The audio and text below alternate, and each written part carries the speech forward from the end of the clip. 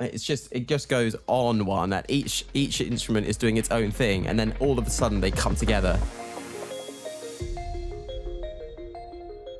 I do want to ask you like maybe a common question, but strings is typically something that's really hard to get right when you're like not a composer and you don't know the theory behind it. And I know when I try to put strings in my tunes, it just sounds like shit most of the time because I have no idea what I'm doing and just like writing chords as if it was piano and it's not sounding great. So what kind of tips would you have for people trying to incorporate string arrangements in their tunes? Cool. Both from a like arrangement point of view, I guess, but maybe like plugins that you use or libraries, whatever. First thing is use good source material. If your budget is not really an option, then buy Spitfire stuff. It's the best and it's really expensive. And if you don't quite have that budget, then look into the Complete Composers Collection, which is sold by, I believe now they've been bought by another company. It's called like Sounds Online or something. But essentially you can pay for a monthly subscription, much like Splice or whatever, and you can have access to most of their sample libraries. And if you pay a bit more, you can get all of their sample libraries, etc. And the samples that they have up on there are very diverse, and they are essentially what I used to build out Life Cycle, my first album. And that's the first step, is finding good source material. If you have good source material, you're halfway there. The next step is keeping it simple. So if you want to add strings to a track, you've got to ask yourself why and whether they actually need to be there. And if they really do, how long do they need to be there for? Do they need to be there for 16 whole bars, or can they just be the end of the phrase? Can it just be a violin going dee, dee? Just a turnaround, yeah. Exactly. Or can it just be the first chord and then you can morph into another instrument? Or you could just use the sample libraries to their strengths, which is what they are, is just static elements, really. And then the third thing is, if you get good at that,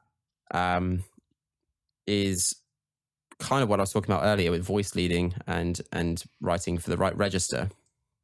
Cellos sound nice when they're really low and bassy, and also sound nice when they're playing really high and strangled, like kind of in the viola violin region. And cellos mimic the human voice the closest in terms of pitch from bottom to top. Okay. So it's a good place to start.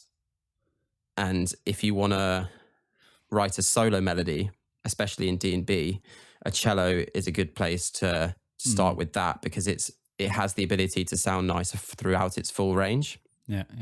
A violin sounds pretty strangled, very high, and very synthetic, and sounds kind of a bit loose and a bit odd when it's like open strings at the bottom and it's like quite long, open, loose strings on the violin. Yeah. They tend to sound best when you're kind of like a third of the way up the fingerboard. So you want to be looking for pitches that are above, kind of like an octave below the lowest note on a violin. Okay. Yeah. And then a viola is the glue that holds the violin and the cello together. Okay. So anything that the violin can't do and that the cello can't do, a viola should do.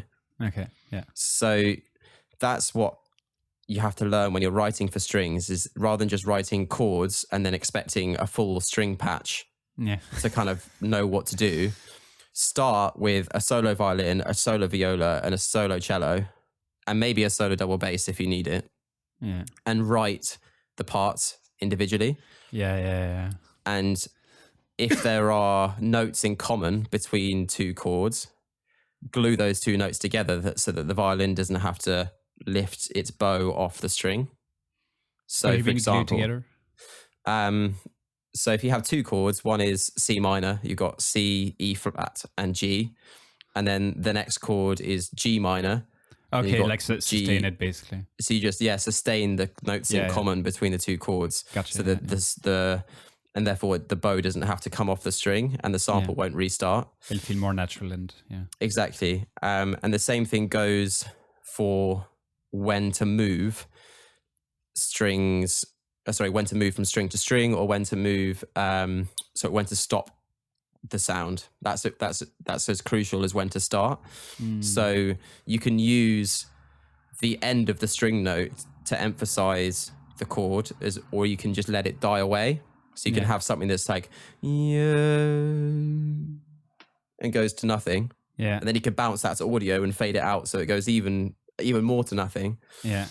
Or you could have something that crescendos towards like an accent. And then it has an accent at the end, exactly. Yeah. And use the strength of the string instruments. So what it's really good for is that it's changing dynamics through a note. Whereas a piano, you play a note and then it vanishes. Yeah. Strings are the opposite to that. You want to start things quietly and then get them louder and then get them quieter and then get them louder. And things get much more dynamic. And the final step, level a billion, is trying to avoid string instruments moving at the same time. So if you've got chords happening, or repeated chords, so you've got like C minor, C minor, G minor, G minor, instead of the two, so you've got cello and violin playing those two notes, instead of them starting the notes at the same time, just stagger them so they're starting at different times, and then they'll get to a different part of their stroke at a different time, and then you'll have a more evolving and less unified texture.